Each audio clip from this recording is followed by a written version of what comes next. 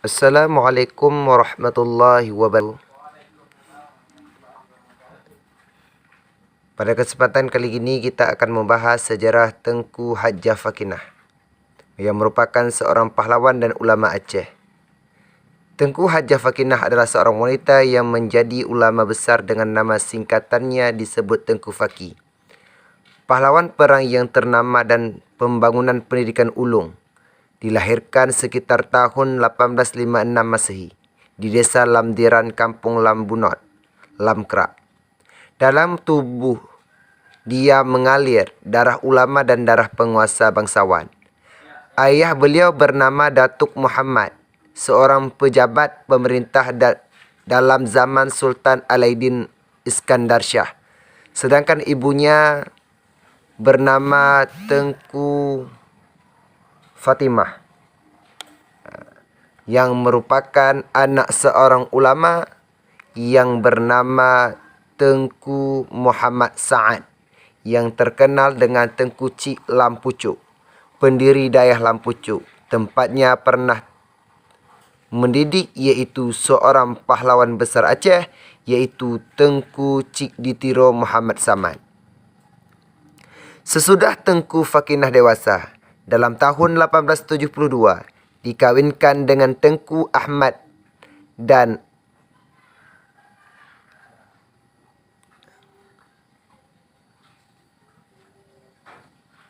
Sedangkan Tengku Fakinah dewasa dalam tahun 1872, beliau menikah dengan seorang pahlawan dan ulama iaitu Tengku Ahmad yang biasa disapa dengan Tengku Anegli. Orang-orang kampung Lambunot, Tengku Ahmad yang dipanggil Tengku Anegli ini membuka dayah ataupun perguruan pesantren yang dibiayai oleh mertuanya Tengku Muhammad Sa'ad. Atas dukungan orang Lambunot dan Imam Lamkrak, pesantren ini banyak dikunjung oleh pemuda dan pemudi dari tempat lain sekitar Aceh Besar. Bahkan ada juga yang datang dari Pidi tatkala menentang serangan satu Belanda. Tengku Imam Lamkrak serta Tengku Ahmad atau Tengku Anegli tarut dalam pasukan ketujuh Mukim Bait mempertahankan pantai Cermen tepi Laut Ulele yang dikomandai oleh Panglima Polen Nyak Banta dan Rama Setia. Dalam pertahanan perang itu, pada tanggal 8 April tahun 1873, tewaslah Panglima Perang Besar Rama Setia, Imam Lamkrak. Tengku Ahmad Anegli, suami dari Tengku Hajjah Fakinah dalam membela tanah air. Semenjak Tengku Hajjah Fakinah telah menjadi janda yang masih remaja, maka semenjak itulah dia membentuk badan amal sosial untuk menyumbang dharma baktinya terhadap tanah air yang terdiri daripada janda-janda dan wanita-wanita lain.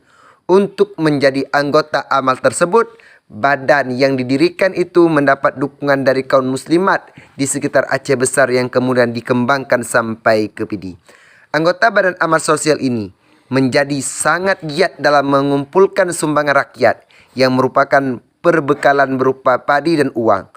Selain daripada anggota yang bergerak mengumpulkan perbekalan perperangan bagi anggota-anggota yang tinggi di tempat, maka sibuk mempersiapkan makanan untuk orang yang datang dari seluruh seperti Pidi, Merdu, Samalanga, Pesangan dan lain-lain, untuk membantu perang dan menuangkan timah untuk pelor senapan. Semua pekerja itu di bawah pimpinan Tengku Hajjah Fakinah. Tengku Hajjah Fakinah merupakan panglima perang melawan agresi Belanda. Tidak maupun tetap di kediamannya, bahkan lihir mudik ke seluruhan segitiga Aceh Besar untuk menjalankan diplomasi, mendatangi rumah orang-orang besar dan anggota-anggota orang kaya untuk meminta zakat dan rakyat membantu perperangan Aceh yang sedang berkecambuk. Dan kegiatan yang dilakukannya itu memperoleh hasil yang luar biasa yang kemudian disalurkan sebagai biaya perperangan. Ketika musuh menguasai Kuta Raja Banda Aceh sekarang, maka pertahanan berpindah ke kota Lambuk Pagair, Lung Bata. Maka dalam tahun 1883, pertahanan itu dapat dikuasai oleh musuh untuk mengantisipasi hal ini, maka Tengku Syekh Saman yang disebut Tengku Cik Ditiro memperkuat lagi pertahanan Kuta Galung, bekas kuta Panglima Polim Nyak Banta yang dulunya telah dirampas oleh pihak Belanda, iaitu pada tahun 1878. Maka dalam demikian serentaklah dari masing-masing pimpinan mendirikan kuta lainnya. Seperti halnya Tengku Cik Empetring mempertahan Kuta Karang, Tengku Cik Pantikulu mempertahan Kuta Tuanku, dan lain-lain. Sementara itu di Lamkrak didirikan 4 buah kuta benteng pertahanan di bawah komando Tengku Hajjah Fakinah yang masing-masing dipimpin oleh seorang bawahan, iaitu Kuta Lamsayun dipimpin oleh Tengku Pang Muhammad Saleh, Kuta Cot Garut dipimpin oleh Tengku Pang Ahmad, Kuta Cot dipimpin oleh Tengku Fakinah sendiri, Kuta Bak Baleh dipimpin oleh Habib Long. Adapun yang membangun kuta-kuta benteng-benteng ini adalah kaum lelaki, kecuali Kuta Wu yang dikerjakan oleh wanita. Adapun benteng-benteng pertahanan yang dipimpin langsung oleh Tengku Hajjah Fakinah itu ada 4 benteng. Yang pertama benteng pertahanan Kuta Lamsayun yang dipimpin oleh Tengku Pang Muhammad Saleh. Yang kedua adalah Kuta Cot Garut yang dipimpin oleh Pang Ahmad. Yang ketiga benteng Cot Wu yang langsung dipimpin oleh Tengku Hajjah Fakinah sendiri. Yang keempat adalah benteng Bak Baleh yang dipimpin oleh Habib Long. Semua benteng-benteng tersebut itu dibangun oleh para kaum lelaki-laki, kecuali benteng Bau, itu yang dibangun langsung oleh para janda-janda dan para wanita-wanita Aceh. Mereka membangun benteng, membangun lubang, dan membuat ranjau. Sedangkan kepemimpinan tersebut yaitu yang turun langsung oleh rekan-rekan Tengku Hajjah Fakinah, yaitu Cutpo Fatimah dari Blampreh, kemudian Nyak Riyah dari Lamurid, kemudian Cut Hasbi, Cutpo Nyak Cut, dan Cut Putih. Kemudian urung tuha-tuhanya mepakat supaya Tengku Hajjah Fakinah untuk berkahwin. Urung tuha untuk mupakat berkahwin Tengku Hajjah Fakinah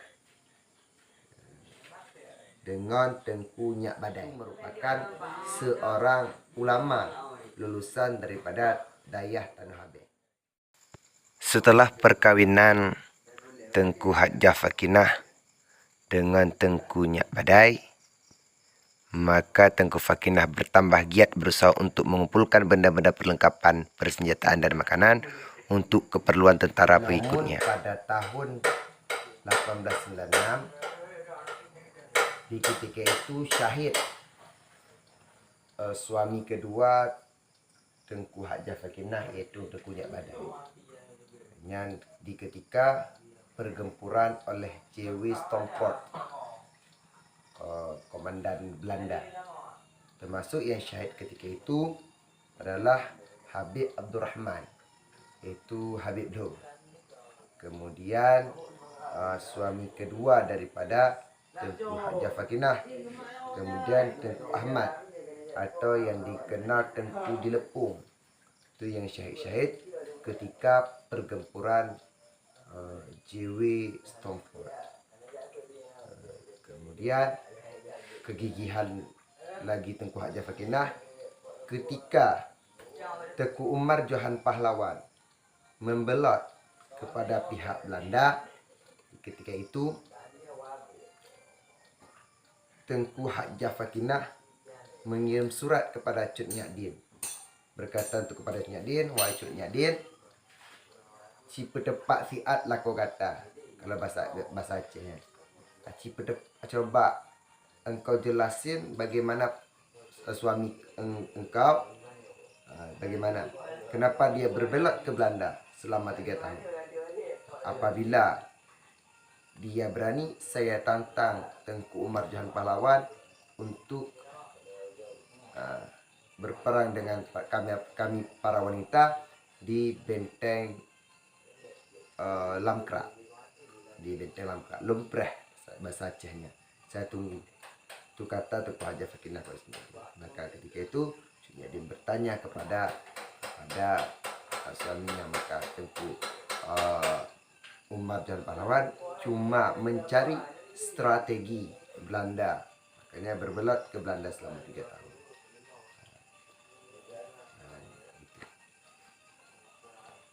Maka pertemuan antara Cut Nyadin dengan Tengku Hajar Sakinah melalui bercakap, karena antara Cut Nyadin dan Tengku Hajar Sakinah itu tidak asing lagi lah, sama-sama pejuang wanita, sama-sama ulama wanita, sama-sama dari Aceh besar. Cut Nyadin di Lampisang Luhuknga, sedangkan Tengku Hajar Sakinah di Bihu Lamkra, Kecamatan Simpang 3. Itu mereka sama-sama pejuang wanita Aceh besar. Inilah ringkasan singkat daripada sejarah Tengku Hajar Sakinah yang merupakan seorang ulama dan pejuang wanita Aceh besar. Ini selalu ikuti channel TV Az-Zikru. Wabillahi taufiq wal hidayah. Wassalamualaikum warahmatullahi wabarakatuh.